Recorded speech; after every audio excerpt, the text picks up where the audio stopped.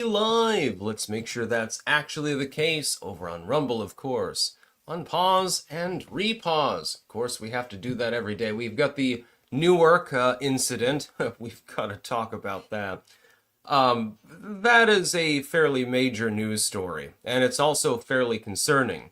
Also, while the legacy media is dogpiling Donald Trump with regards to it, actually, he warned about this 10 years ago. I talked about it this morning, but we'll docket the entire archived article anyway here.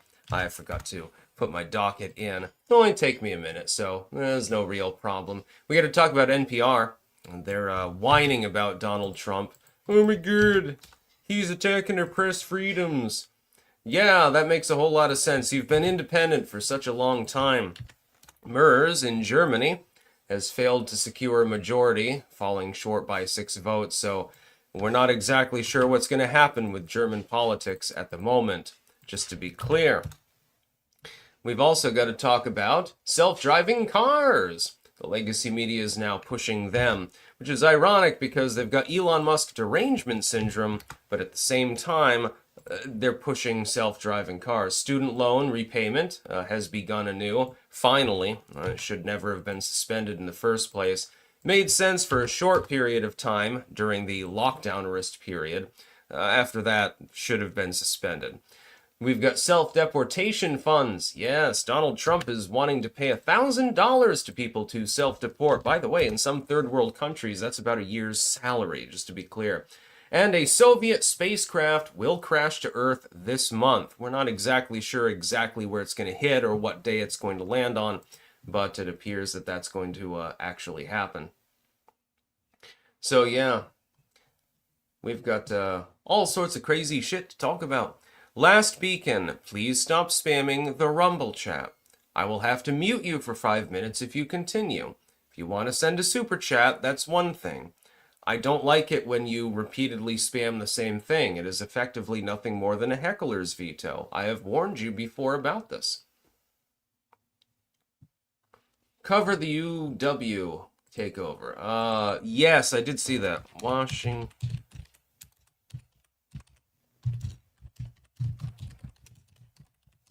Yeah, let's see. Pro-Palestinian protesters arrested for occupying Washington U building. 30 members of Hamas glorifying student group arrested after occupying Washington U building. Yeah, those look like Antifa members to me.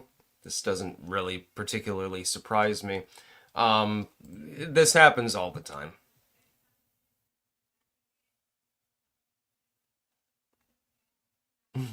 Everyone's urging me to ban Last Beacon from chat in Rumble. I do not generally do full-on bans. I will mute a person for a short period of time. It's like basically giving a person a timeout. But I don't really believe in permabans unless it's like a spam account, like spamming crypto or something like that.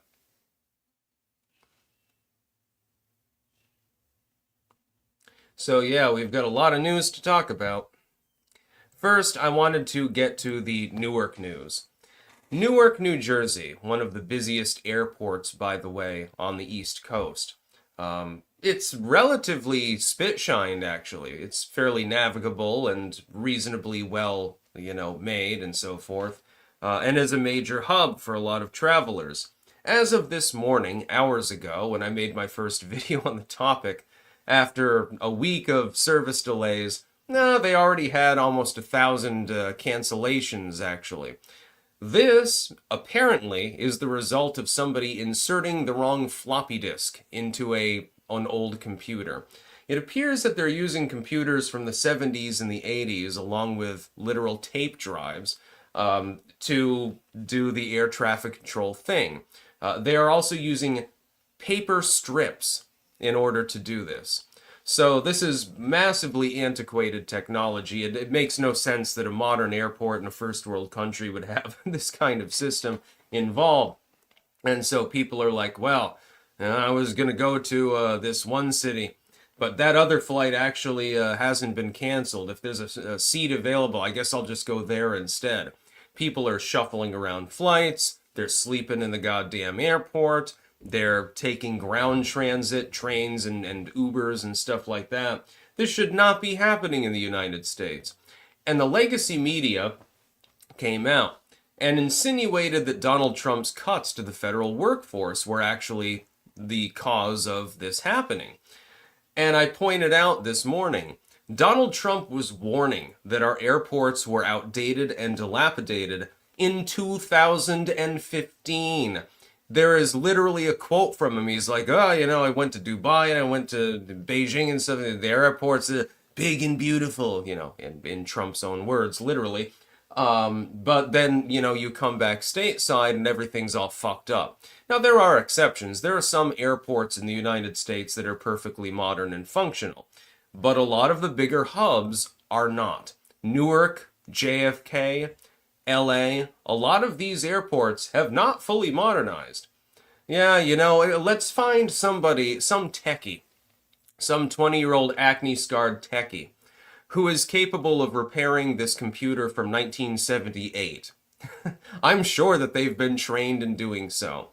You're going to have a real hard time trying to find people who are actually capable of maintaining the systems that are actually being used. That's the whole problem.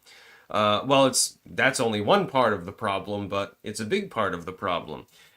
There are fewer and fewer people that are alive that have trained on these systems. So if you're using a system from 1982, how many of these young techies do you think you can possibly hire to actually come in and repair them?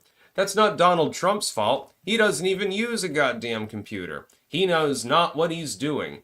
He pushed the issue, by the way, and instituted in his first term an attempt to repair these systems and upgrade them to make them more modern. This was, I think, 2017, if I remember correctly. But they're not giving him any credit for it. They're acting like, oh, Pete Buttigieg, transport secretary, you'd think he'd be involved with air travel. He's completely blameless. Just look at East Palestine in Ohio, for an example of his great acumen with regards to this job role. The Trump administration, in my opinion, should lean into this issue heavily. And let's say, look, here's a clip of me from 2015 warning you that our airports were fucked up. And here's what happened, because you paid me no heed. You dragged your heels, you made no progress towards upgrading these systems. No shit. What do you think is going to happen? And that is indeed what happened. Money drip. Trump admin offering $1,000 for illegals to self-deport. Person I was talking to couldn't understand why we would pay someone to leave. The average cost to deport someone is $17,000. It's a huge savings. Yes, we'll get into that. I do, by the way, support the move. Einflunger. The stream ended on YouTube, but yet it's still going. Let me check this. YouTube has had some issues. Like when I was making my uploads this morning, it wouldn't load monetization settings, for example. So sometimes things glitch out a little bit. Let me check. Let me see. Are we still live? At first glance, it looks like we're still live. Let me check. Yeah, I'm still live. You'll have to refresh the page. It's one of YouTube's glitches. Happens all the time. Please don't enter. I am currently live. Spike. Thoughts on the future outlook with Gen Alpha having 30 million less than Gen Z? I blame the 2008 recovery and Obamacare for the cause. Yeah, in part, I think that that's probably the case. Obamacare has depressed birth rates, in my opinion. I think we agree on that. Also, it sucks. And the problem is that the Republicans are stupid. Trump came into office saying, I intend to get rid of Obamacare. 4 different times he failed to get somebody to be a standard bearer in Congress to actually get it removed. Even Rand Paul was unable to do so. So we're kind of stuck with it at this point. Last beacon, mineral meal. I'm muting you for 5 minutes because I'm tired of looking at your wall of spam. I enjoy the memes, last speaking, I really do, but you are preventing other people from having meaningful conversations in chat, which in turn impugns upon my territory. So yeah, right now Newark is just a mess. I'm glad that I'm not flying right now. Can you imagine? My frustration would be severe. I'd be like, fuck this. I would end up walking to New Orleans or something like that. NPR CEO Catherine Marr. I wonder if she's a relative of Bill Maher, by the way. Trump trying to create a narrative around our editorial independence to control it. Yes, Donald Trump is trying to control the media, as though that could literally ever happen in the first place. Here's the thing, you already had a controlled media under Joe Biden. That already happened. Joe Biden was going behind the backs of the American public to tech firms and to media firms to try to get them to skew the narrative in his favor. It happened for years.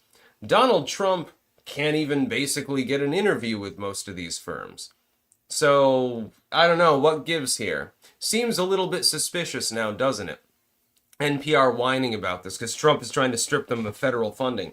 Well, NPR, while it can be occasionally interesting, same with PBS and some of these other programs, TV and radio, while they can be interesting, at times they are blatantly partisan.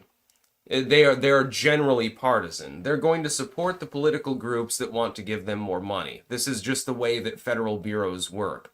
The fact that they happen to be broadcasting doesn't make them anything less than a federal bureau in the end. And so that's what has happened. NPR is bitching about the fact that Donald Trump wants to remove federal funding.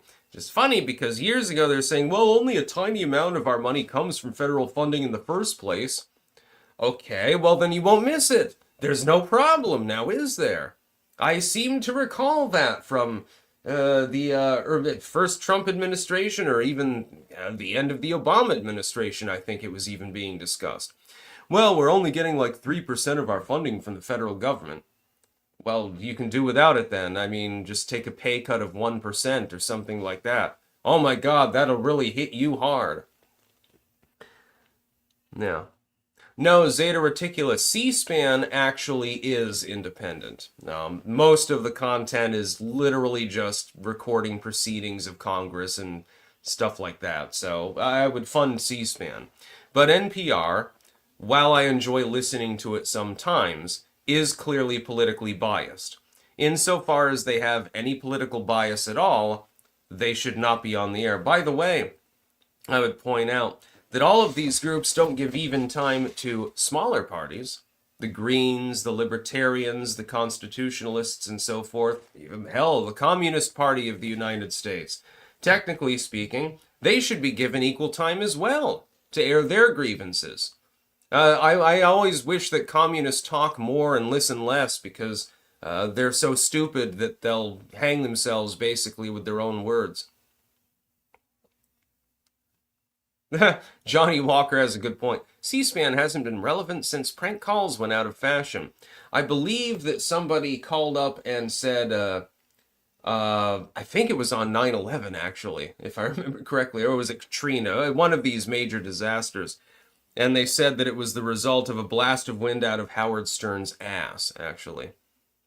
And they just let him on, and then the person's like, oh, what are you talking about? They're like, you really are dumb, aren't you? And then they hung up the call. Because they didn't even get it. They didn't even get the joke at first. It was insane. Yeah, Howard Stern's ass. Soleil333. If I remember correctly, they use these older systems for security reasons. It's more on the people working there to actually train others. For the Rumble spam, users should be able to mute others. Agreed. Yes, I understand that using old school tech increases security in some ways, but its usability and functionality is becoming more and more limited because you have less and less people that actually understand those systems. When you also have a massive walk-off at Newark Airport of 20% of the air traffic controllers, and then you have a system glitch at the same time, there might be a problem. Baron of Gray Matter. I'm an air traffic controller. We have had staffing issues since 1980, and it got really bad in the 2000s and beyond. Takes 3 years to train a controller. Yeah, I know. It's a big problem actually at the moment, as we see currently at Newark Airport. My sympathies. Yeah, you've got computers from, the Ronald Reagan administration still being used. The problem isn't the security. That's fine. Nothing wrong with it as long as, you have backups and everything like that. And I'm hoping that they do. I wouldn't be surprised to find out that a lot of airports, by the way, don't. That's not the problem. The problem is, how do you find somebody to actually repair such an old system? They've never even seen them before. People that are under 60 years old, generally speaking, haven't seen one of the old dummy terminals, except if they play Fallout 4 or something like that.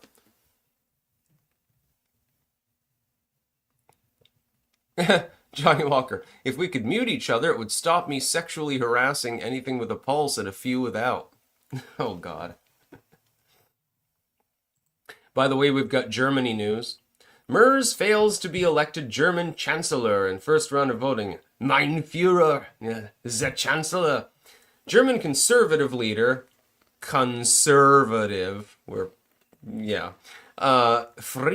Merz, failed to garner the parliamentary majority needed to become chancellor on Tuesday in a first round of voting in an unexpected setback for his new coalition with the center-left, Social Democrats. Yes, indeed, the conservatives, siding with socialists, which is what Social Democrats really are. Very, very conservative nation you've got there. Merz, 69, who led his CDU-CSU conservatives to win a federal election in February and since secured a coalition deal with the center-left Social Democrats, won just 310 votes in the lower house of parliament. The Bundestag, President Julia Klöckner said. He needed 316 to secure a majority. Klöckner said she was interrupting the parliamentary session so the parliamentary groups could consult on how to proceed. Well, you can't really proceed. You didn't get enough votes. You're going to have a redo, I suppose. Which is great, because the so-called conservatives in Germany are not actually conservatives at all. I've been to Germany. I've been there twice. It is an extremely far-left society. You're going to find far more populistic sentiment in the Netherlands than you will in Germany. And this is a contraposition again. Germany is very dour. A lot of homes painted black and weird slab construction and stuff like that. It's not a very pretty country other than the parks, trust me. But the culture is actually very leftist. When you go to the Netherlands, you see LMAO weed and bright colors and gardens everywhere and tulips and shit. But it's actually further right when you think about it, when you look at these cultures. Most Americans won't understand this. They've never traveled to Western Europe. It's very, very strange. It was a little bit jolting to me. When I went to the Netherlands, I expected I'm going to see a bunch of hedonistic hippies smoking weed and drinking all day and, advocating for Karl Marx. Quite the opposite. When I went to Germany, I'm like, okay, I figure this is going to be, more of a right-wing culture. It's going to be more conservative. Other than the police state aspect of it, though, the Gestapo, literally, no, quite absent, actually. Very much far left. One of the first things that I saw in Germany was an Antifa tea house. I am not shitting you. If you go to Münster and you go just south of the railway station towards where the churches in the downtown are, one of the first things that you will see is an alley that is barricaded off by shopping carts that have clearly been stolen, with heroin needles everywhere, and various refuse, bags of trash and shit, and there is an Antifa tea house there that is, again, barricaded against attack, not without good reason. It's an Antifa reading room. An Antifa reading and tea room. I mean, that's literally what it says on the front of the goddamn building. And they've got, weird shit inside, and there's, a message board outside that people have signed, and, again, say weird, incoherent, probably drug-fueled shit. That's one of the first things that I saw in Germany. You don't see that in the Netherlands. You'll see like the ant of a gnome bullshit and a few things like that occasionally. It depends on the neighborhood. But generally speaking, it's more of a conservative, if not moralistic culture. Germany is very far left. I realize that there are conservatives in Germany, genuine ones, but the conservative government there is not among them. Spike, remember the Biden admin denied 3,000 ATC workers for being white. Another case Trump will have to settle. True.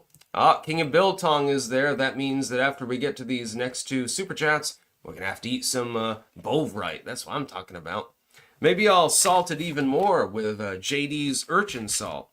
Yeah. You want to talk salty? I'll tell you about salty. Jake Paul War. Hey Sticks, I'm a flight attendant based out of Newark, and I can say Newark is and has always been a total shit show for years. Maybe Elon will make some improvements. Maybe see you in Amsterdam soon. Cool beans. Yeah, no, I actually kind of like the design of Newark Airport. It's just the functionality is just not there. Mike the Wop. Clank, motherfuckers. I think a Sticks plushie would actually be just a few sticks tied together. I have thought about making some of those stick men from Blair Witch Project and selling those. One time, years and years ago, me and my ex-girlfriend, we made a bunch of those and we hung them up in the woods. I like to think we freaked some people out. All right, Anton, here it goes. We're getting saltier than the Salty Army today. By the way, the urchin salt, it does have a slight odd flavor, but it's really, really salty and really, really good, actually. The taste is fantastic. We got some Bovrite. Now we're going to sprinkle it with some urchin salt. Mix, match, and down the hatch.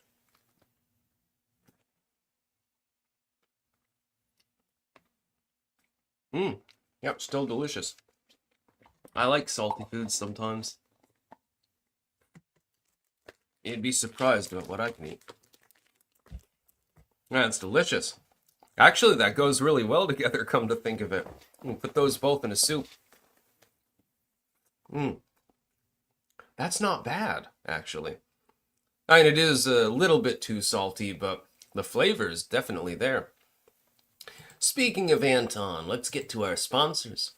We have cultivated-mind.com.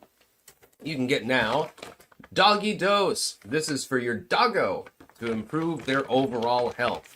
The sheen of their coat, the health of their skin, their longevity, because nobody wants their dog to die, so, extend their life. You can also get mushroom pills, which I believe, forgot to take this morning. That's a little bit of a problem. My apologies to Cultivated Mind. I will take it right away, along with some caffeine. Cheers! Then I choke to death on a live stream. That'd be funny. We also have BiltongUSA.com. Anton can hook you up with delicious meat. He's got Wagyu, like the real authentic Wagyu, which I had never tried before, actually. And it's delicious, especially if you put it in a soup. He's got bison. He's got game meats. He's got Bovrite, of course, that I just ate with some of the sea urchin salt.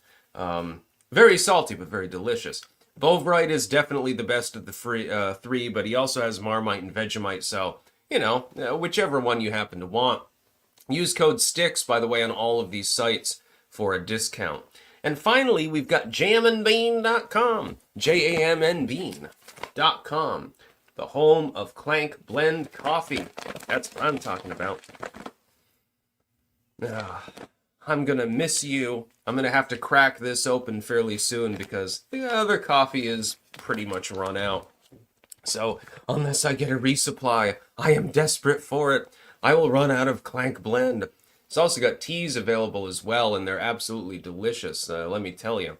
So yeah, you can get up in the morning, take your mushroom pill with some jam and bean coffee, and then eat a handful of cabanassi or something like that from Anton's.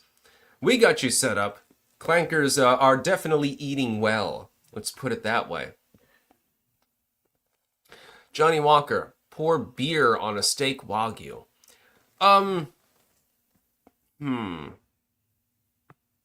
I don't know if that would work for me. I'm not a big fan of anything beer related. There's only one exception: beer battered French fries. Used to get those at Seward's back when it was open. Years ago, it closed a couple of years ago. The owner decided not to continue the business and hasn't sold it. It's like an old diner sort of experience. It looks like something out of 1955. It looks like the sort of place that greasers would meet up. And let me tell you, their hot dogs, their veggie burgers, their regular hamburgers, beer battered fries, curly fries, their shakes, their ice cream, spectacular.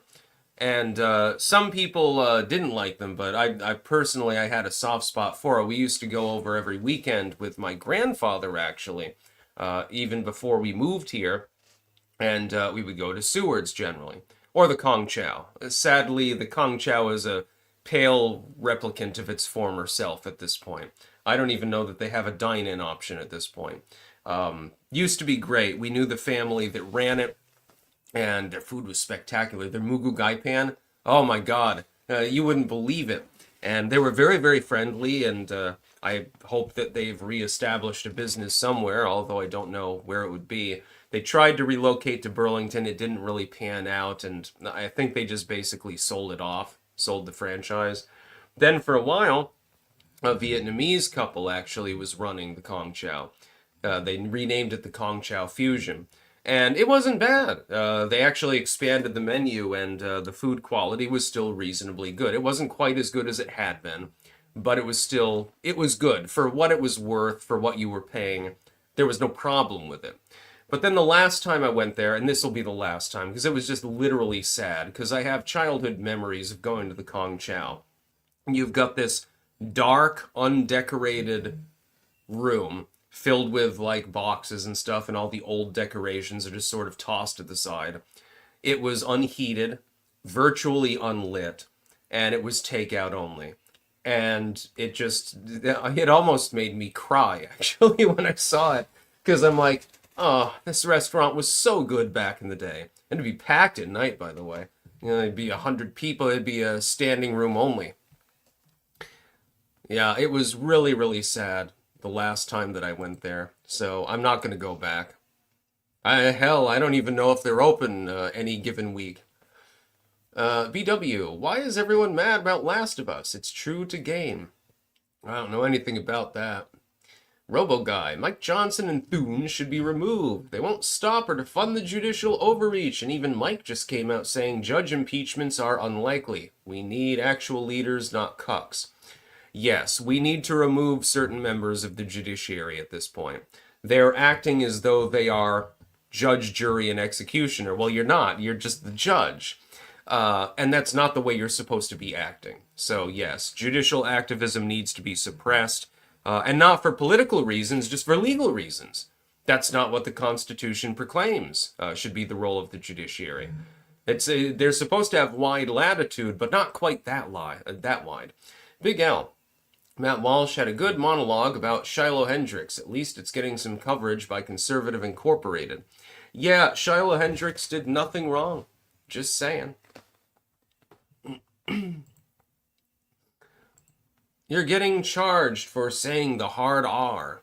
Okay, well that makes a whole lot of sense. You're being harassed by somebody, and so you decide to say a certain word, but that word is forbidden. When anything within language is forbidden by the system itself, there tends to be a reason for that. The life or death case for self-driving cars. I have some bad news. You are almost certainly a worse driver than you think you are. This is an apologetic article towards self-driving cars. Again, link in the description, archived, of course. Here's the thing. I trust myself more than a computer to drive me to my location. Yes, human beings can get sleepy when driving. Sometimes they're intoxicated. DUI applies, of course. Sometimes they're just not in the right mental mindset to focus on their surroundings. Overall, though, most people don't ever seem to get into an automotive collision. Most people go down the road, they go to their destination, and maybe others, and then back, and they survive. That's the vast majority of people. In instances where there is a problem with regards to somebody crashing into a tree or another driver or something, normally it's due to intoxication. People who are not intoxicated or severely tired, this has been a problem in trucking for some time, but not in general. Other than that, 99% of the time, you're never going to get into an automotive collision at all. And most of them are just fender benders anyway. I've been in one time. I accidentally backed into a light pole and, caused minor damage on my dad's car. And I was like, oh shit. Thankfully, he was able to tell the insurance company that it was parking lot damage. Shh, don't tell anybody. But yeah, I mean, this sort of thing happens, but most of the collisions that happen, they don't result in any deaths or injuries or anything like that. I wasn't injured by backing into a light pole at 5 miles per hour, for example. That never happened. One other time, I skidded slightly on the ice and accidentally hit the rear end of a pickup truck because it was extremely, they hadn't de-iced the parking lot, which was retarded. This was outside of Seward's, by the way. Thankfully, there was no damage to either vehicle because it was like at 1 mile per hour or something like that. You should have seen the look on the face of the people inside that were looking out at the truck, and they're just shaking their heads, and I felt so embarrassed. Other than that, though, I've driven quite a lot, and I'm a good driver. I pay attention to the road. If I did feel sleepy, I would pull off to the side, and I would take a nap. If I was intoxicated, I wouldn't get behind the wheels of the car in the first place. It's called responsibility. We don't need self-driving cars to address these particular issues. It's simply not necessary. And by the way, what happens if some solar event, an oscillation event, as they were blaming the other day for various problems, what happens if that occurs? Oh, well, the car is no longer capable of navigating and drove you off a bridge. What happens if somebody hacks the system? This is possible. They have an incentive to do so. Terrorists would have an incentive to say, oh, we've got 5 million self-driving cars currently on the road. If I hack in and I scramble their navigational capabilities, and there's no manual possibility to stop the vehicle from moving in a certain location, I'll just accelerate them all to 100 miles per hour and kill everybody in these vehicles. Yeah, I just basically dropped a nuke on the United States without dropping a nuke. And one person could probably accomplish this.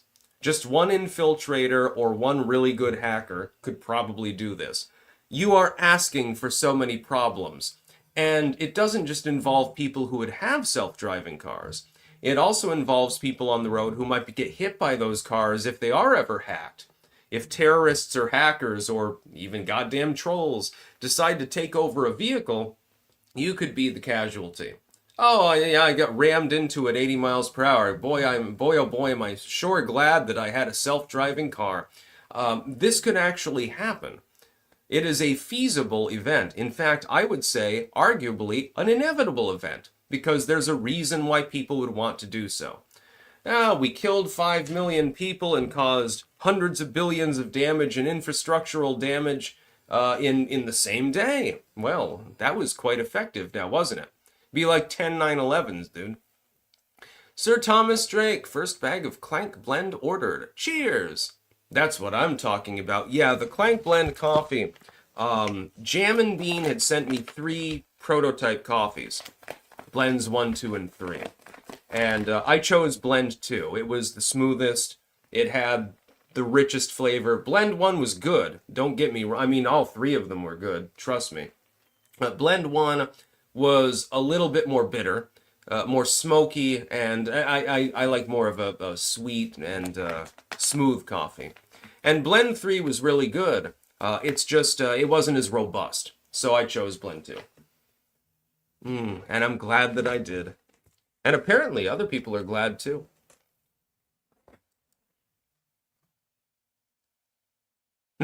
Corn-filled shits. Why is every Rumble channel some asshole trying to sell snake oil to morons? Do you drink coffee?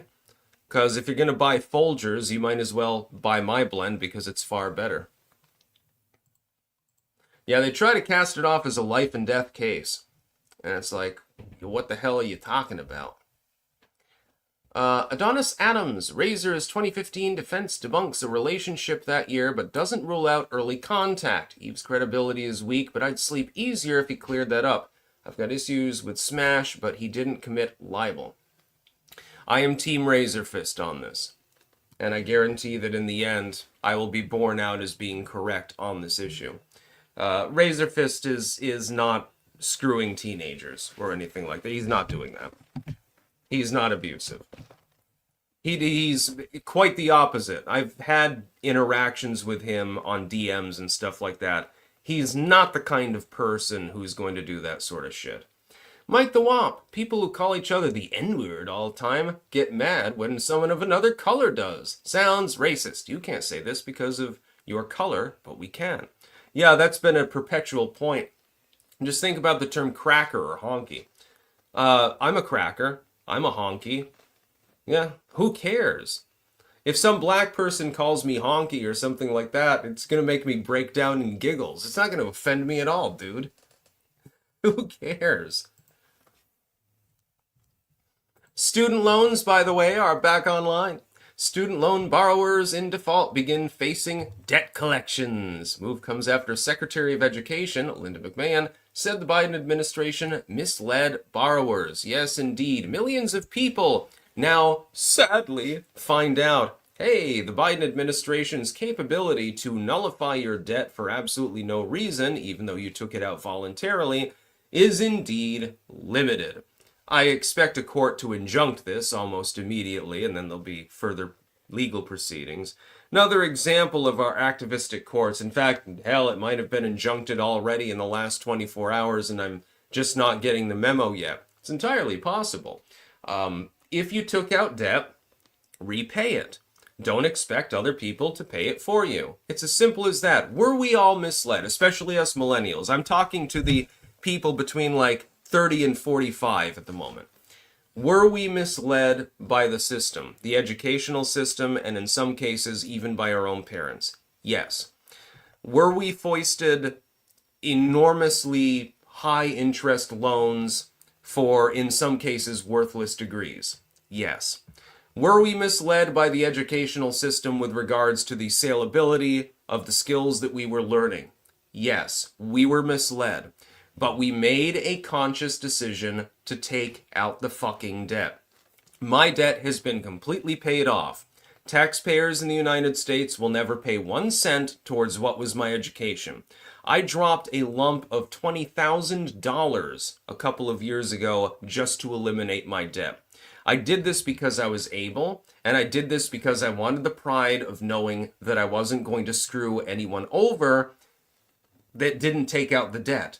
Because they weren't involved in my decision. I could have chosen not to take out the debt. My parents could have chosen not to take out the plus loan. I paid that off for them as well, by the way, I'm very happy to say.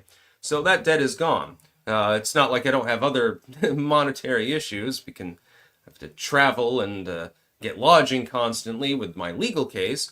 But my private debt has been completely resolved. And I'm very, very happy about that. So don't worry, American taxpayers. You're not taking, you're not giving me a cent, and I'm very proud of that, actually.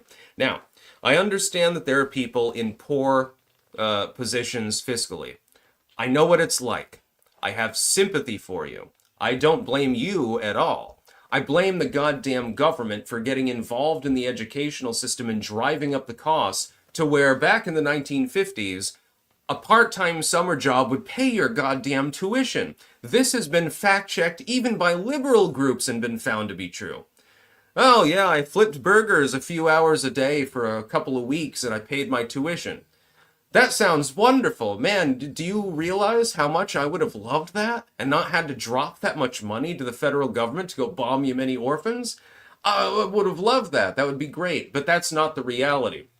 But the other reality is that people voluntarily took out the loans. You took the loan out, fucking pay it back. You're going to have to figure out a way to do that. Maybe you turn to private charity.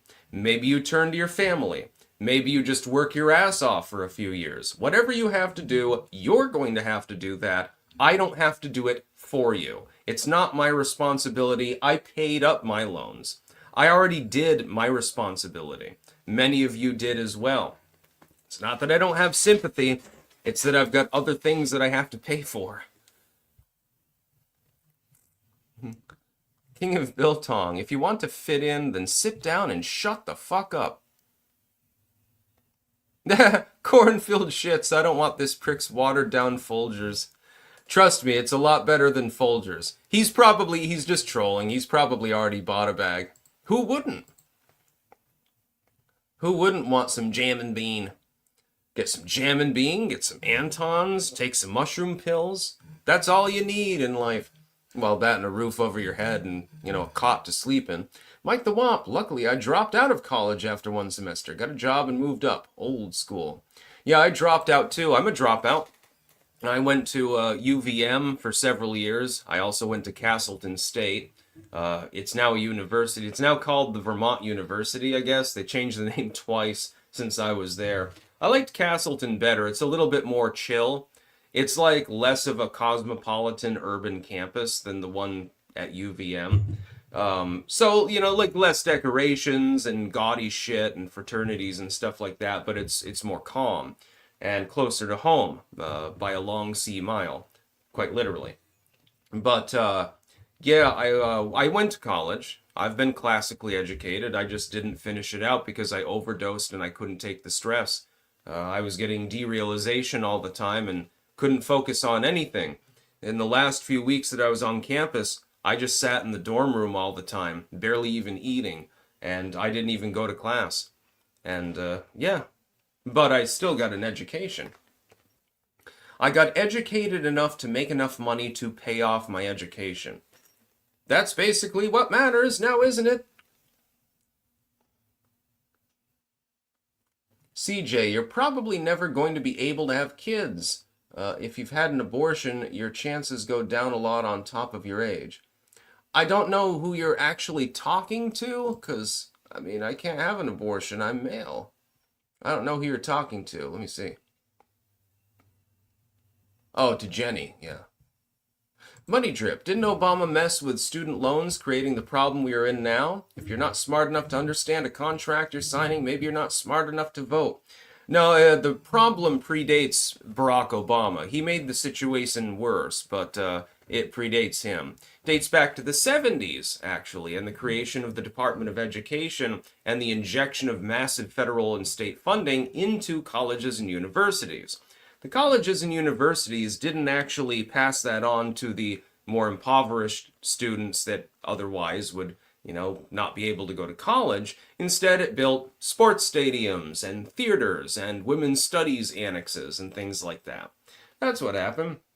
Massively driving up the cost of education, which should, at the end of the day, be very basic. No, you know how to read, write, and do math? Okay, here's some specialist courses you can also take. That's all we need to do. Nobody needs to learn about women's studies. Nobody needs to learn about Black History Month and stuff like that. It's not necessary. These things can be part of normal curriculums. Black history, okay, well, you don't need an entire course. Roll it over into the history curriculum. Ta-da! Problem solved. King of Biltong, try our Biltong. By the way, you must. Almost 50% protein, packed with B12, creatine, iron, zinc, and much more. A perfect snack addition to your weekly meal prep. BiltongUSA.com, code STICKS for 10% off. Titus Flavius Vespanius, are you a beauty school dropout? I would never get admitted to a beauty school.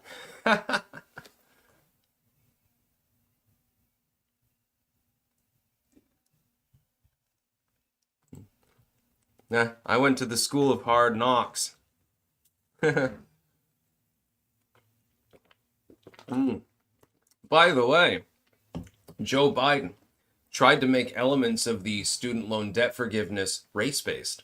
He was shot down on this the same he was on making restaurant and farming payouts partially ethnically and racially based. John Hoyle, yes, you are right. Yes, administrative jobs gobble up a huge amount of money within colleges. Like, for example, at UVM, you've got the main dean, but then you've got a dean for every sub college that's actually there. Why? What's the goddamn purpose of paying these people? So they can go out and shake hands with politicians, I suppose. Spike. Obama, through Obamacare, blocks private loans for student loans and double the interest rates on them, too. Obamacare has really been great for America. Yeah, exactly.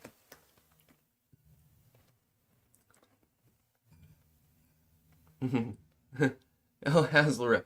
Come on, man. Think of the coloreds. I almost expect, based on the the BIPOC thing and people of color thing, I half expect the Democrats to bring back the term coloreds at any time, as a differentiation from those of us of Anglo-Saxon origin. Trump administration offers $1,000 to migrants who self-deport. Now, on the surface, I'm sure you're thinking what I'm thinking. Sounds retarded. Why would you give people money to leave? You should just force them out if they are illegally in the country. I agree.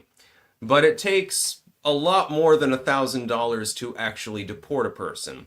If we can simply pay people off to deport and secure the border, because otherwise they'll come back and they'll get another $1,000, I suppose. If we can manage that, if we can pull it off, we will save a shit ton of money. It actually makes sense. I'm not averse to it, by the way. Many of these people, they left their countries due to hardship. If a person from a third world country, Venezuela, for example, let's take that. $1,000 is a shit ton of money in the nation of Venezuela. They're not going to be waiting in a bread line anytime soon. And so they will thank the United States and leave and go and share it with their family. That's the hope. That's the goal, basically. I think that it could actually work, but it is requisite on one thing. We need to fully secure the U.S. border. Until that is done, this plan will result in people re-entering, getting deported again, self-deporting again, and getting another $1,000 or something like that. But even if they did that 3 or 4 times, believe it or not, it would still be cheaper than deporting them by force. I believe it takes about $15,000 per person to do the deportation thing. And so, even if they re-enter the country 3 or 4 times, we've still saved, $10,000 or so.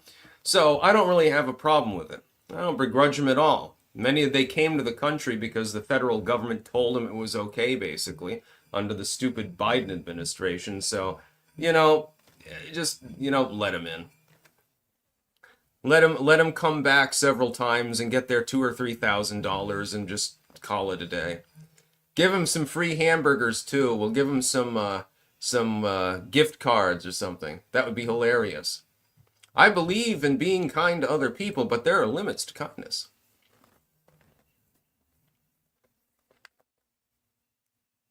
Jenny, you're constantly getting horny on Maine.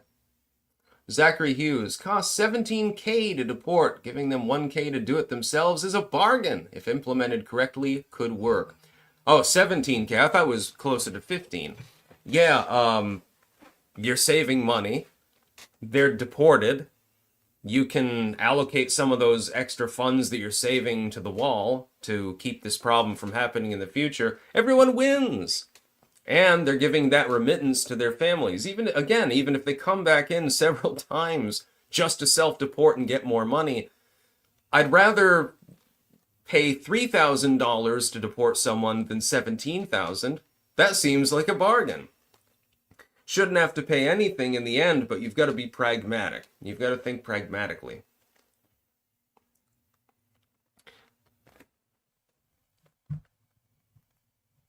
Let's see here. Oh, yeah. Sigil, don't pay them to leave. Look up Ethelred and the Dane Geld on why paying them to leave doesn't work. Well, here's how it can work. You completely fortify the border and staff it really well. You begin paying people to leave the country and say, look, you're getting like 2 times your annual income from your home country just to leave. In fact, I'd give more than $1,000. Why not make it 5,000? Fuck it. You're still saving $10,000. And then the problem eventually solves itself. Now, some of these people I would show latitude towards. For example, somebody came to the country illegally, but they got an education, they had several kids here who are US citizens, and they've done nothing else wrong. I'm just going to defer. I don't really care if they're in the country. There's nothing wrong with that. Maybe if Congress could get its ass together, maybe at some point there can be a path to citizenship for them. But if somebody has come to the country and they're like a cartel member selling crack to school children or something like that, yeah, kick their ass out. I wouldn't even, those individuals I wouldn't pay. I'd just put them in a facility. Trump wants to reopen Alcatraz, by the way. I'm not sure how I feel about this. While it's in a good location, it's very high maintenance and it brings in a shit ton of tourist revenue. So, iffy. I think I would generally be against such a plan. I mean, it would be funny, but I don't think that in the end it's going to happen. Final news story of the day. A Soviet spacecraft will crash into Earth this month. The craft was bound for Venus. By the way, the Soviets did actually successfully land a rover on Venus.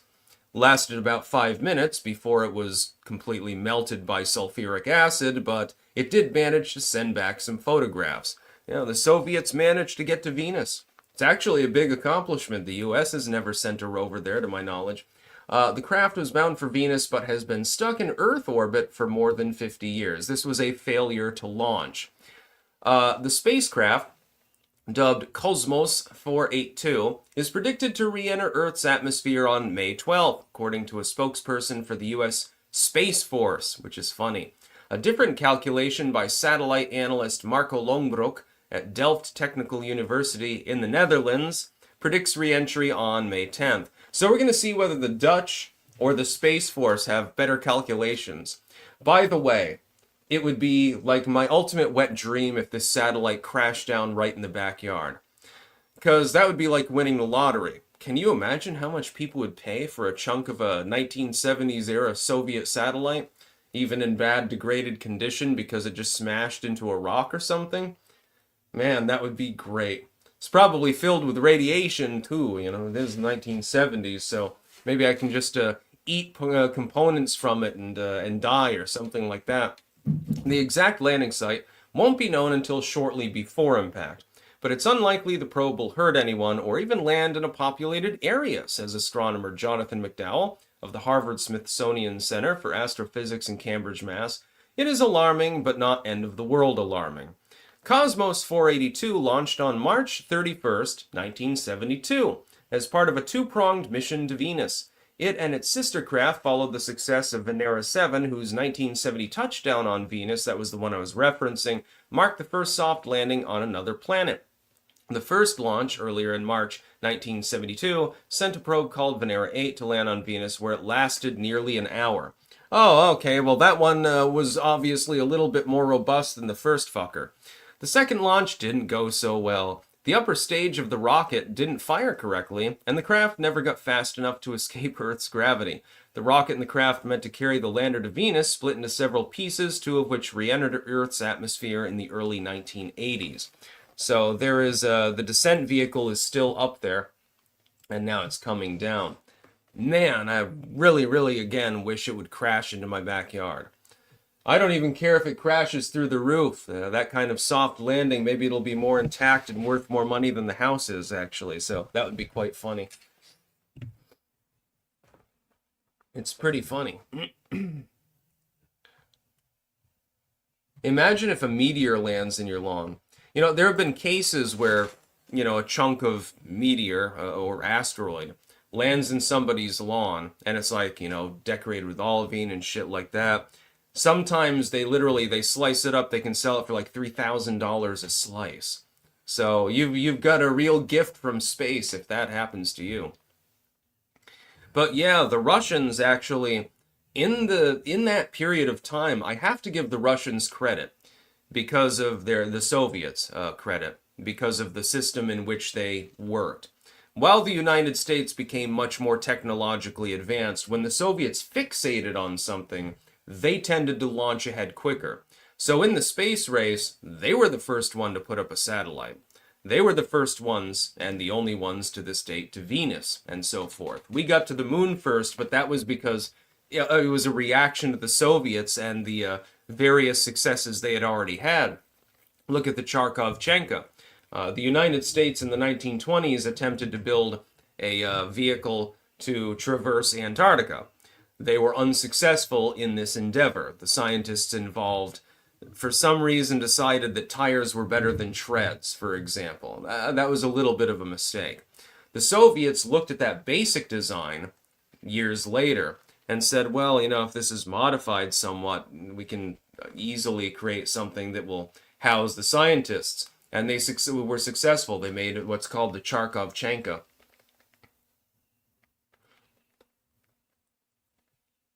It's funny, actually.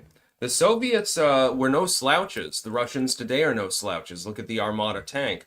Although I would note that that one tank did break down and start emitting black smoke during that military parade, and that must have been a little bit embarrassing. I've never seen that happen to an Abrams. The Abrams is an ugly motherfucker, but there's a reason why they're the main battle tank of so many armies. Sigil, history says paying them to leave has never ever worked anywhere, anytime. It's been tried, and I recall something about not learning history and repeating it. Yes, what you need to do, though, is create a cohesive border defense system and make it quite clear that if you re-enter, then you're going to the Supermax facility. So you get your $1,000 or whatever the hell they pay them, and go back to your home country. If we find you again, and we will definitely, before you get your $1,000, you gotta get your biometrics taken and all of that stuff. If you come back, it's gonna be a big problem unless you do it legally. Sigil, landing on Venus is nothing. I once crashed straight into the great brown spot of Uranus. Oh, Uncle Sham, catapults and auto turrets. Yeah, you could put auto turrets up. With regards to AI and computer systems and stuff like that, it wouldn't be unfeasible to actually mount a bunch of literal auto turrets on top of the border wall. The problem is they would have to be carefully programmed because Mexico also patrols the border. So it would be a little bit of a problem. You'd need to have the turrets back far enough so that anyone getting shot at was already on U.S. soil. And then, of course, you would run into a problem with the courts and due process and all of these things. Now everyone's talking about anuses. I can't tell you the name of the movie, but Gay N-Words from Outer Space is a good movie. It's basically it's comedic in nature. It's basically a Danish film that mocks blaxploitation films from the period, and it's massively stereotypical. It's up on YouTube for a reason, because it's clearly satirical in nature. I can't quote anything from the movie because of their constant use of racial slurs. And it is exceptionally gay, by the way, so if you're offended by homosexuality, you will not like this particular movie. Carla, just put Crocs and Gators in the Rio Grande. That would only defend part of the border, though. That's the problem. Also, some of them would move up the Rio Grande into the United States at large and start biting people. Also, I think there's already alligators in the Rio Grande, isn't there? I got to see gators the last time that I was in Louisiana, actually. Go down there for the court case. Court case has been suspended until the middle of June. So I'm like, what the fuck am I supposed to do? I'm going to go see alligators. And then I ate some of their compatriots. I got some Buffalo Bobs. Sorry, Anton. I have sinned and eaten gator jerky instead of biltong. I didn't have any biltong with me. What was I supposed to do, you know? Spurger King, best secondary language to learn. Spanish or French are the most profitable. Although if you can manage to learn Chinese or Russian or Arabic, those are also very high on the list, so yeah.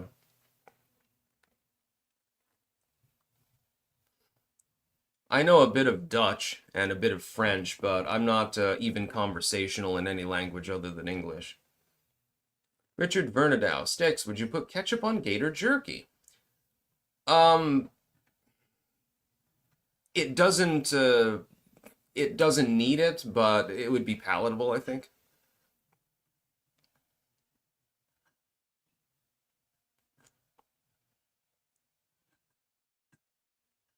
Cast iron IRL, shark jerky is the worst. I've never actually heard of that, honestly. They make jerky out of shark? Jesus. Sigil, let's just get off a shitload of nukes along the border and irradiate it. Leave some small corridors for cross-border access. Nuclear can solve so many problems. Let's use it. You'd need a shit ton of nukes, though. That's the problem, and you'd irradiate your own population. That would be a problem. Yeah, I didn't know that you could make jerky out of sharks. Huh, you learn something new every day. This is why I love being a content creator.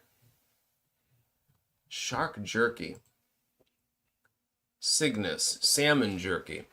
I've had something kind of akin to that. You can dry out salmon, of course. I had that when I was in the Netherlands. It was pretty good. It was all right. I'm not a huge fan of salmon unless it's raw, though.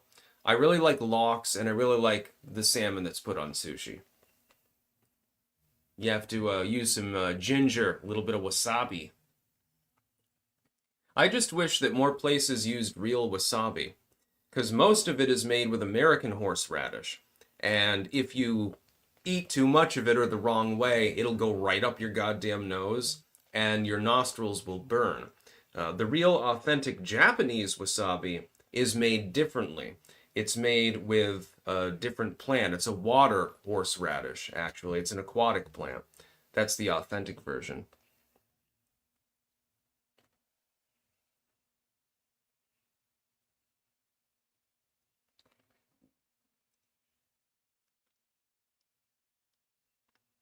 Pre-59 Cuban. Dried squid is squid jerky. I've had that. In fact, I've got some in the room. I've got dried fish, dried squid, dried octopus tentacles. Thank you to JD again. Much like with the sea urchin salt. Yeah, I paid him some cash to send me a gift package, and he did not disappoint, let me tell you.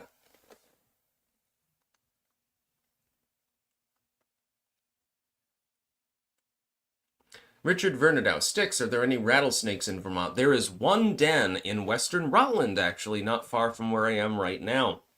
There used to be one just outside of Brattleboro, and there was another one, I believe, in southern Rutland, Vermont. But the timber rattlers that are there, they were never particularly profuse.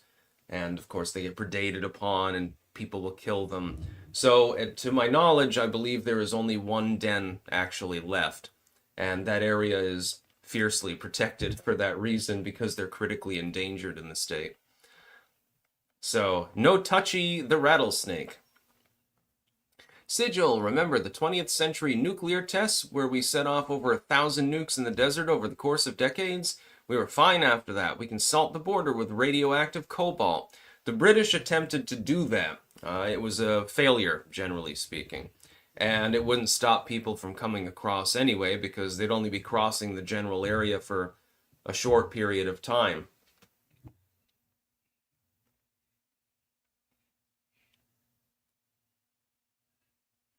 Yeah.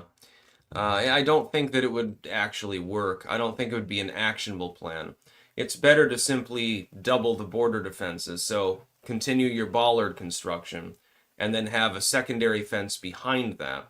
If you want to use like auto turrets or watchtowers or whatever, that's perfectly fine.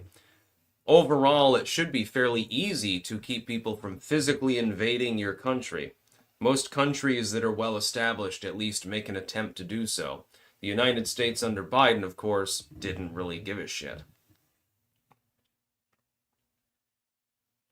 Velveeta cheese shits. You never forget your first contact with wasabi. True.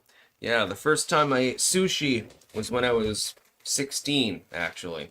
And I think the place is still open, although I usually go to Tokyo House, honestly. And yeah, I had some wasabi on the sushi, and it burned. One time, funny story, right? My niece was over, and along with my sister and uncle, and I said, "Here, try this," and I took a little dab of wasabi from the sushi, and I had her eat it on a spoon. And she's like, "Ah, spicy, spicy." And my mom and my sister are like, "Oh, Tarl, that's mean," and stuff like that. I mean, the heat goes away within a few seconds anyway. My dad was looking over at me, and he had a shit-eating grin on his face. He thought it was hysterical, but he didn't dare to laugh. That was funny as hell.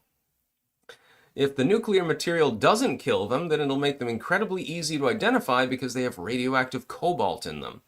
No, it wouldn't make them easy to identify because the cobalt would go literally everywhere for miles and miles, including on the US side of the border. You would have to invade Mexico to do such a thing in the first place anyway. Otherwise, you would be bombing people along the US border. Jean Proctor, Zelensky was just assassinated. We're gonna fact check this. If that's true, then this,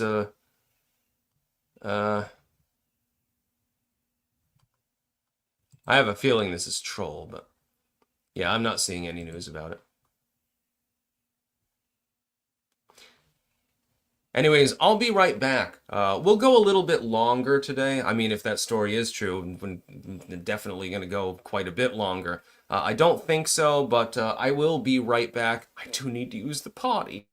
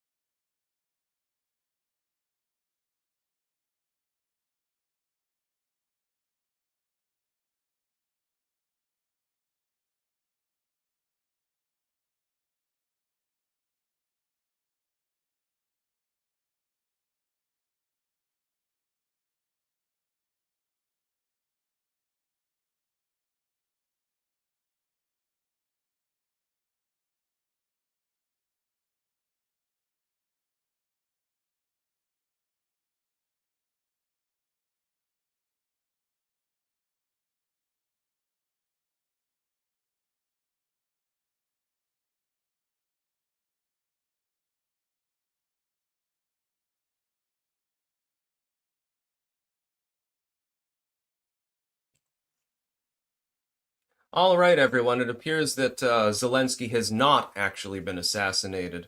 There doesn't appear to be anything on the news about that. So I sense shenanigans. Just saying. Potty sounds like a Swedish snooze brand.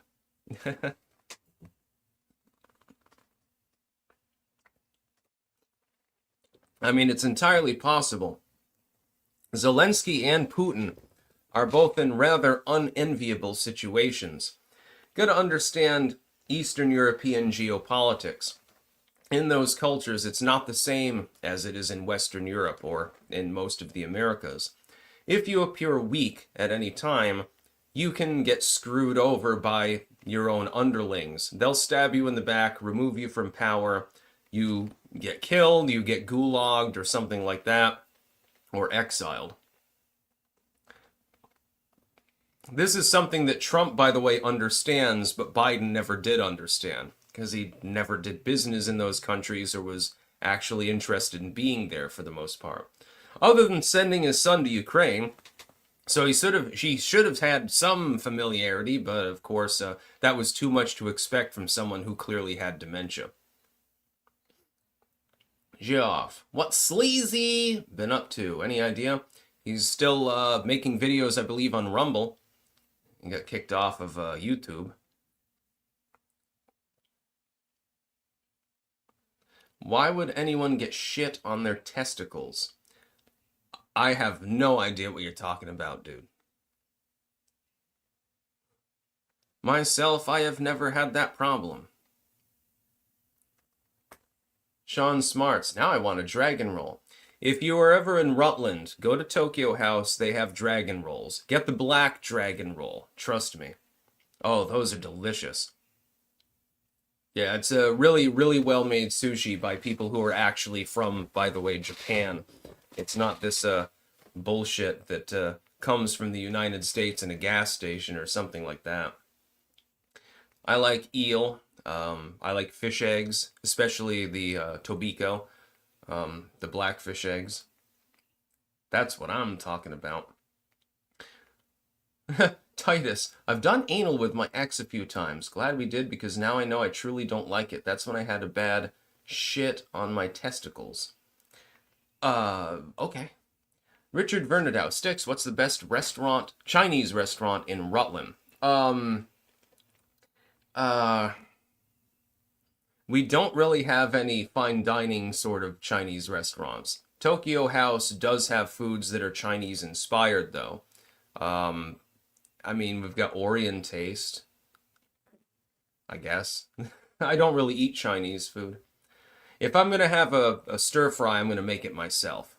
It'll be much fresher, it'll be much nicer. The Dashing Rogue. I saw a video from Liz back in the day by a guy named Sam Vaknin. He had a whole videos about BPD. Would you recommend? Yeah, I guess. Zeta Reticulus. Panda Express. Yeah, I guess I've only eaten there a couple of times, same with Orient Taste. If I want Asian food, we do have a couple of good Indian restaurants. Masala Corner is fairly popular. They took over where the old cafe used to be, actually. I can't remember the name of it. They vacated and Masala Corner came in. There's another one that's in what used to be a bank, actually, a TD Bank, up on Main Street. And it's now an Indian restaurant. Apparently, it's really, really good. I haven't eaten there yet, although I would like to. Yeah, Little Haveli. I have a feeling that a lot of you people are Rutlanders or something like that. Is anyone here from actual Rutland or the nearby area of Vermont? Mike the Womp. I once saw a Vietnamese restaurant with the name Pho Q. Clever stuff. Yeah. Do you remember that time there were a bunch of foreign agents, and they infiltrated, I guess, the American airline system, and one of them was in it like, holy fuck, and stuff like that. And apparently, like, nobody noticed this, nobody got the joke. And East Rutland. Nice. Yeah, I'm up on Rutland Town North.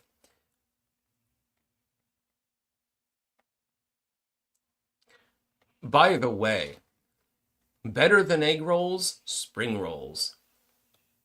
But they have to have a snap to them. And there are two ways to cook them. One of them is breaded, and then it's like fried off. And then the other one is with that, what is it, like that rice paper stuff? And it's sort of just wrapped around the vegetables. I've had it both ways. Both of them are good. I think I like the latter better, actually. Non-fried.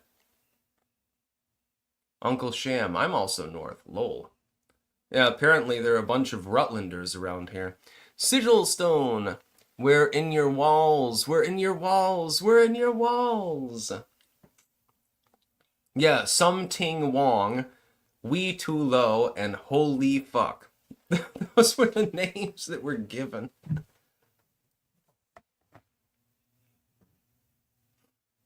Yeah, I mean, they apparently did not notice this at first. It's like, what are you smoking?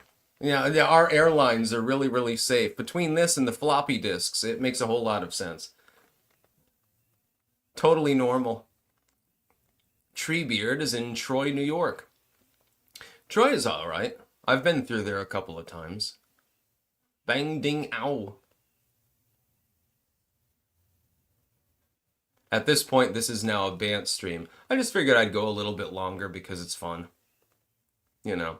I don't really have much else to do today, actually, other than docket the news for tomorrow. I'm going to be getting more ingredients. By the way, I am making what is called a 7-day soup. You may have heard, some of you, about a forever soup. And that's the idea that you have basically a giant pot that's brewing all the time. And every time the soup begins to get exhausted, you just add more broth and you add more ingredients, herbs and carrots and shit. And the soup basically goes on forever. There was one, I think, in Britain that went for over 80 years, actually, until fairly recently. It unfortunately, there was, I guess, a power outage or something, so it couldn't be sustained. I think it dated to before World War II, if I remember correctly. So that's pretty impressive. That's a long-standing soup. They used to do this back in the medieval era. I'm doing an experiment, though. I made a vegetable soup the other day, and then, yesterday I adulterated it. I added more broth and more mushrooms, actually, and some fried off peppers. And by the way, it vastly improved it. I put the sea urchin salt in it, by the way. Thank you, JD. Today, I'm going to add more broth, another handful of the dried mushrooms, and probably another pinch of salt, I guess. And I wanted to make it a little bit more tomatoey, so I'm thinking of like a teaspoonful of tomato paste and just stir it in, so to speak. And I may add beans. I'm not 100% sure yet. One thing that I hate when you're making soup, when you add beans, the juice around the beans is like slippery and weird and has an off-putting flavor. So I always will take the can, I'll partially crack it, I'll pour water inside it, shake it around, and dump it out, and I'll do that several times before I add the beans. It's just a habit of mine. Pilgrim Media, I made a tuna tartare ceviche on top of avocado. Sounds good, actually. Bobby, wow, I miss any sex talk or casino cope? There's no cope to be had here. We can always talk about sex, but right now I was talking about food. And they kind of, go together. Sigil Stone, adulterated? Sticks, quit fucking the soup. Adulteration, the act of diluting something or changing it in some material fashion. Star, hello daddy, I'm Milton, your brand new son. It's probably a movie reference. Yeah, I'm thinking maybe those white beans, or actually lima beans would probably be good. And I'm thinking about wilting something in on top, so some greens. It'll almost be like a Florentine soup, actually. And then, once that's drained down, you can always strain things off. You can basically conduct alchemy, and you can transform it further. So I'm thinking maybe the next time I'll add a little bit of chicken broth. I'll dilute the tomatoiness with more additional vegetarian broth as well. I'm thinking maybe shredding some chicken into it, making like a chicken soup or something like that. It'll work. You can do this forever, basically. Bobby, would you rather pork a hot soup or hot jambalaya? The jambalaya would have more consistency. I think I'll stick with that one. By the way, jambalaya is rather good. Ubuk, a little vinegar is good for de-sliming on the first shake. Huh. Interesting. Yeah, I love cooking soup. I actually, I made up a list some time ago. I was trying to think of all the soups that I had cooked, and it was like 30 different kinds of soup. And for the most part, they came out really good, and everyone enjoyed them that tried them. Pilgrim Media, are you captain, the quartermaster, or the cook? I be cap'n, but I do like a bit of cooking, don't you know? Yeah, I've made tomato basil, cream of mushroom, spargelsuppe, which is with white asparagus. It's a creamy soup. It's traditional in the Netherlands. I've made stews, of course, and dumplings for them, by the way. I made a nice beef and barley once, and then I've made chicken noodle. I've made garden veggie. I've made Florentine soup in several different varieties, so that kind of counts twice, I suppose. Made a beef soup once.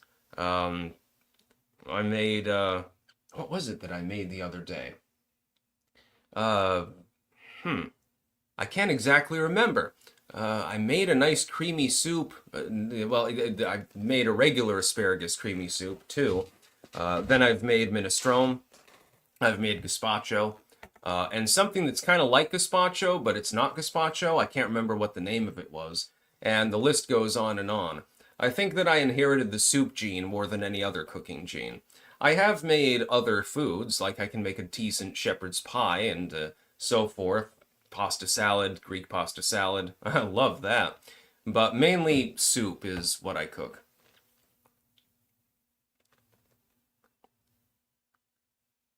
Uncle Sham, gross cold soup? Oh no, gazpacho is really good if you make it properly. I'm not a huge fan of it, but it came out well. You know, the recipe worked. It was good. It's just I prefer hot soup. Soup is the sort of thing that you generally make on a cold day or in dreary weather. I wouldn't generally eat soup unless it's tomato soup with grilled cheese, I suppose, in the middle of the summer.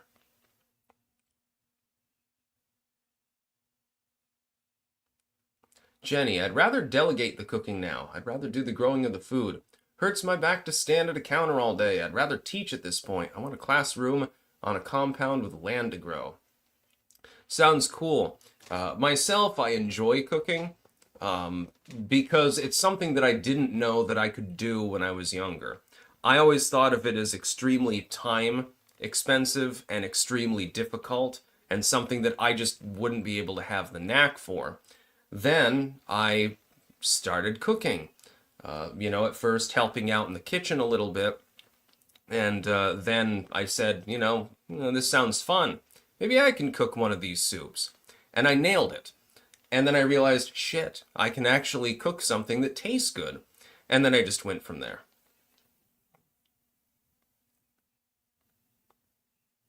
Mike the Wop. Oh, yes, yes, the tomato bisque at the Yellow Deli. Unfortunately, I don't have any clue when they're going to reopen here in Rutland. If they were open right now, I would immediately hire a taxi and I would go down and get one of their hot dogs. They were, their hot dogs were the best that I've ever had. Amazing. They have this really nice, buttery, soft, seed-coated bun, and this gigantic-ass hot dog, which they cut in half. And you have to order the ketchup separately, by the way. But slathered in mayo. And the only thing that's wrong with the Yellow Deli is they don't serve French fries. I don't know, it must be against their religion. They only serve kettle-cooked chips.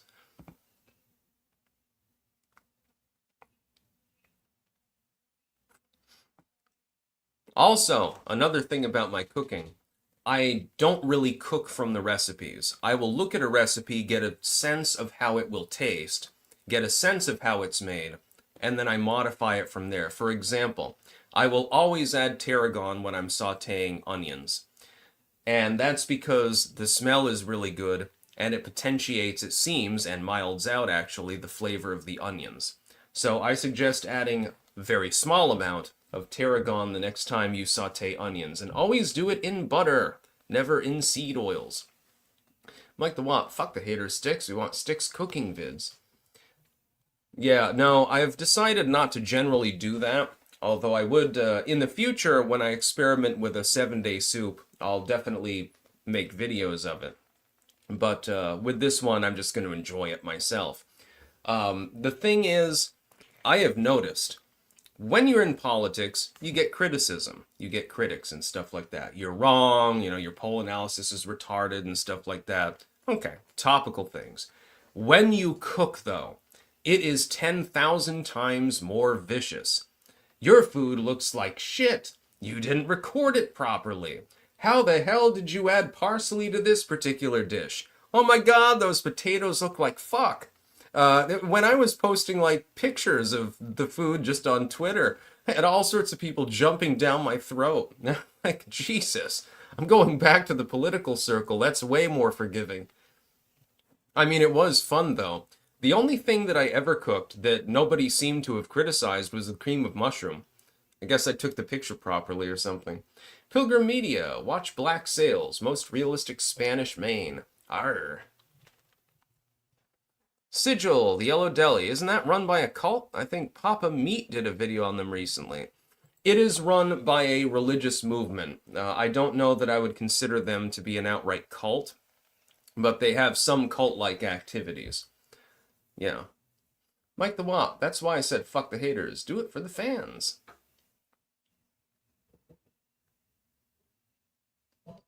Yeah, no, I've been to the Yellow Deli like a dozen times, and I wish they were still open, and I'd probably be there right now, actually.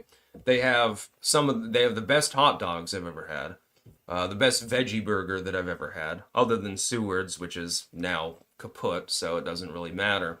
Their food overall is spectacular, and it's not that expensive, actually. Apparently, they're renovating the place. I just don't know what they're renovating. I never see anyone working in there.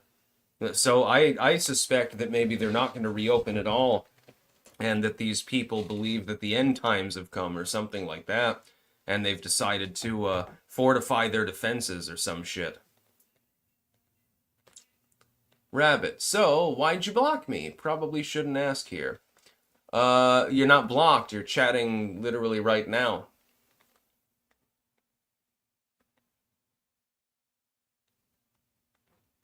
Yeah.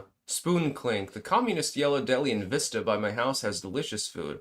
Well, they're not really commies. They're communal, but they're not communists. They don't seem to have any particular political views. It's just a religious movement. Oh, not you, Sticks. Okay. Pilgrim Media. I drove 48 states and Canada. Great food all over. Yeah, you'd be surprised. There is no such thing as a food desert unless you're in like the ghetto or something like that. Like you go to New Orleans, try avoiding the food in New Orleans. Tell me how that works for you. I still need to get some good Creole food next time I'm there. Yeah, and some more Cajun food. It's delicious. Jambalaya and dirty rice and all the other good shit. It's amazing. Sigil! Meat Canyon did a video on them. They are a cult. And he's got a YouTube link over there on Rumble. Yes, they are cultish. To be clear, I went to one of their meetings at one time, many, many years ago, with my first wife, the Mexican ex-wife, actually. And she went dancing with them and stuff. They gave us free food and everything. They were clearly trying to draft us into their religion, but I didn't get the sense that they were bad people, so to speak. Einverlunger, Irish sea moss. Interesting. A few days ago when I went to the co-op, I actually got some sort of drink with Irish sea moss in it. And let me tell you, it was actually really good.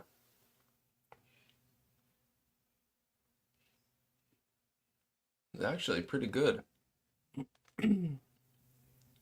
Some Ting Wong. Some Dum Goy.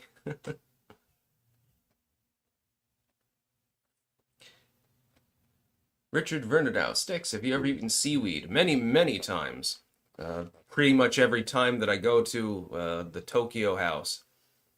And it's really good. Theirs is much fresher than what you get in a typical establishment, by the way. Oh, yeah, Mike the Wop, Townsend's, yeah. Townsend's and also Tasting History, if you want some real good cooking. Also, the Golden One has a cookbook out, and I've got a copy of it. He sent me one. And I enjoy that immensely. I love reading cookbooks and stuff like that. I've also got the Gilligan's Island cookbook, actually, that I got as a present when I was only like 10 years old. Because I was, obsessed with Gilligan's Island. I even had like the little white Gilligan hat. Pilgrim Media. Great cooks come from humble beginnings. Yes. Sigil, you're not supposed to get the sense they're bad people. That's how cults recruit. You don't think they really send the greasy pedophiles to front the recruitment groups, do you? In some cases, they probably tried to. Look at People's Temple or something like that. But no, they sounded like people that are, in my opinion, a little bit religiously delusional and very tribalistic. They literally call themselves the 12 tribes. I think there's a reason for that. They didn't give me the sense of malice. I'm a really good judge of character, generally speaking, so I can tell when someone's bullshitting, and I can tell when someone is being genuine. I believe that at least the people in the 12 tribes that I encountered were genuine in their religious beliefs. That doesn't mean that the higher-ups in their, cult or religion, whatever you want to call it, aren't malicious, because I never met them. I can't judge them, I can't read them, I can't scan them. But these individuals, at least locally, they seem to be fairly caring and just sort of doing their thing.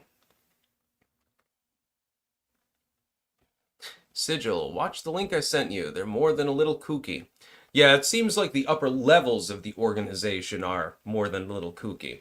The ones that I encountered, though, seem just like they're religious, obviously, quite pious, but other than that, they seemed relatively normal. And they really like organic food and shit like that, so. Anyways, I'm going to go offline. We've been an hour and 30. I have to docket my news for tomorrow. And then I've got to get a few more ingredients, I believe, for the forever soup. Yes, it's not actually forever. It's only a 7-day soup. How sad. I have failed in life. It'd be funny if I made a soup and then I kept it going non-stop until the day that I died. I'm considering doing this. That could be an entire goddamn YouTube series when you think about it. Here's what I'm adding today. That'd be fun. Every day for dinner, all we eat is goddamn soup. That's about all. Peace out.